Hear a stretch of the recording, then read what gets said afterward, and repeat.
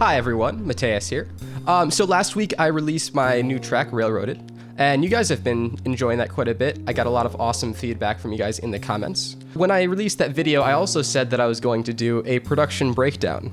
What I didn't know at the time was that when you decide to film that all in one go without any real plan, you end up with maybe about an hour and a half of footage, which is impossible to edit down into a reasonable amount of time.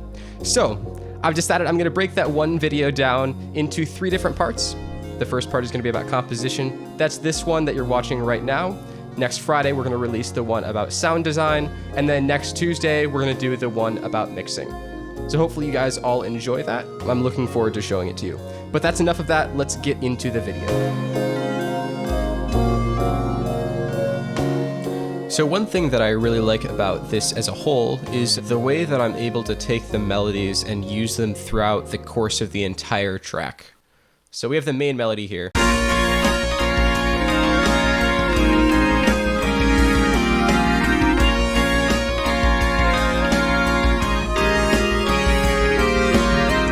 Got that over here. And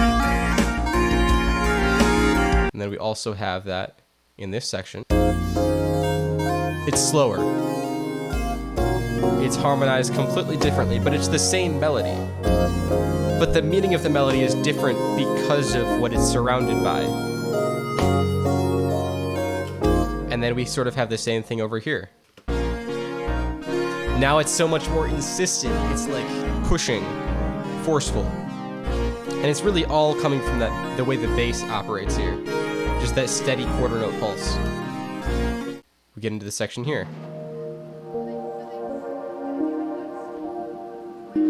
The emotion is so much different, the harmony is different, but it's the same melody. And the one thing that you'll notice when you're listening to this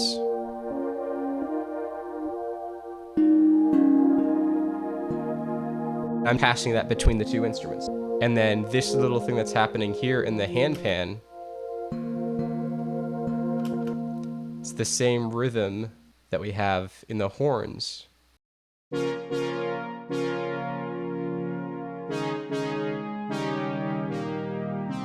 So that's one of the things that I was just trying to do to make sure that everything was feeling more cohesive, just taking all of the various elements from different sections and then including them in other sections. So now that we've seen just a bit about how all the melodies operate within this, we'll just go through each section and take a look at what they're doing sort of within the whole, starting from the beginning. So this section doesn't really have a whole lot going on compositionally. We have the bass, we have the horns, and then we have the lead melody, all just kind of working together. But it really has more to do with the form than it does the actual individual parts, because all of these things are elements that come back later on through the piece. The bass is really prevalent towards the end, the horns kind of come through in each of the sections, and then the melody can be found through every single section. This section transitions out and it kind of just sinks down a little bit into the atmospheric section. Through the atmospheric section, the chords are constantly changing, not really repeating anything. They kind of go from one point at the beginning of the verse to another point at the end of that section. And then we also have this detail of these trains that come in. And what they're doing is they're just adding just a touch of interest through the section. So now getting into what I like to call the first chorus. So we start off just with this bass line and the piano chords. The bass line I stole from a song by Chicago.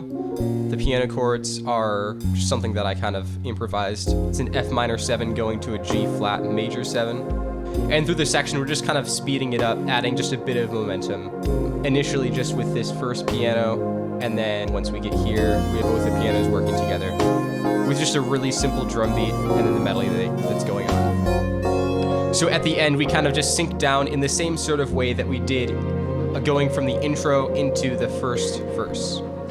And then what's happening in the handpan right here is also quoting the melody, but it's in a much looser way. It's a lot of the same notes, the rhythm is completely gone though.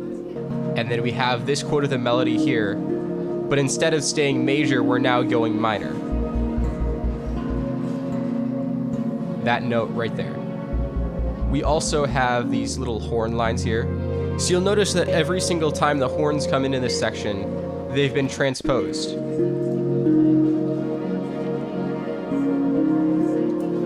Partially just to match with the melody, but it also just creates a bit of interest here.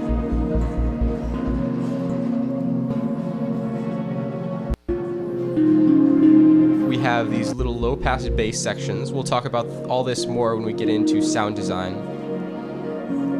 They're just adding a bit more interest. And as the section progresses, we also have the trains going on in here. They come on and off a couple times. And then at the end, we sort of lose all the reverb and they just kind of settle down into the dry sound, which then transitions directly into the bridge. So now we're bringing back the actual full key bass here. And I'm essentially just trying to not get to the full 8th note thing too fast. So we're kind of just going through a couple different stages on that. So we start to incorporate the horns as well. And in the final mix, these almost come across as like train horns is something that I noticed. And that wasn't intentional, but I actually really like that. And the other thing here is we have this other electric piano. And it's doing that same horn thing. And then you'll almost hear that starting to pass off with the horns.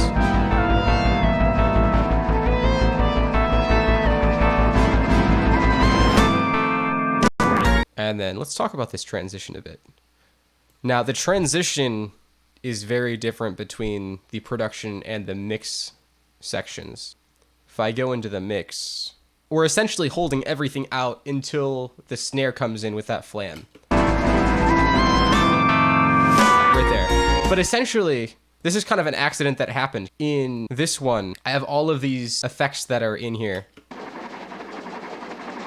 I've got a couple reverse snares. And these are happening to match that same one. So if I put in the drums, so you'll hear that the snare comes in right there. But when I did this, I didn't have that in, and I just had something like this. So that's what I was hearing. And I realized that that actually flowed a lot more fluidly than the other way did. So we get into the actual mix. And I just embraced that. So that just hits a lot better. So we also have the background lead as it comes in.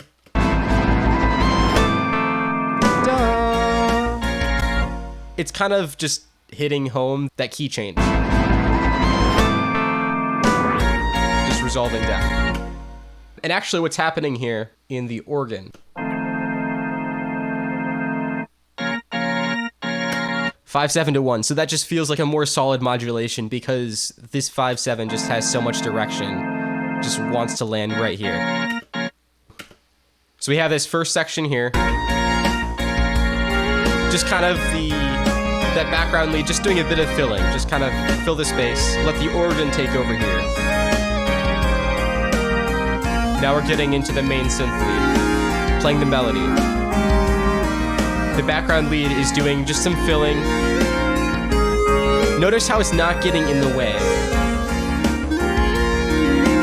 Every single time that the main lead isn't playing, the background lead is. Every single time that the background lead is playing, the main lead is not. And then what's happening here? So the two leads that we had before are now acting as background leads and harmonizing with the main melody. And it's the same deal where you're just trying to make sure that when the melody's happening, nothing else is happening. Let's talk about the drum part. I played these in with my MIDI controller, probably quantized at about like 70% or so. And I tried to approach it sort of how I think I would actually approach it if I was drumming. We get into this bigger section. Now I'm starting to bring in just the snare on quarters. But to keep the 2 and 4 going, we have the cymbal hits. I hope you guys enjoyed that. Hope you were able to learn something from it. If you have your own composition tips that you like to use, make sure to leave those in the comments below. I'd love to see kind of where you guys go with that stuff. But also, if you have any questions about anything that I talked about in the video, make sure that you leave that down there as well, because I'd be happy to answer all of your questions. Next Friday, we're going to release the video about sound design. And then on Tuesday, we're going to release the video about mixing. So if you're interested in seeing those, make sure that you subscribe for that. Other than that, just make sure you leave a like on the video, share it with all your friends, all that stuff. You know how to do that. Thank you for watching, and have an awesome day.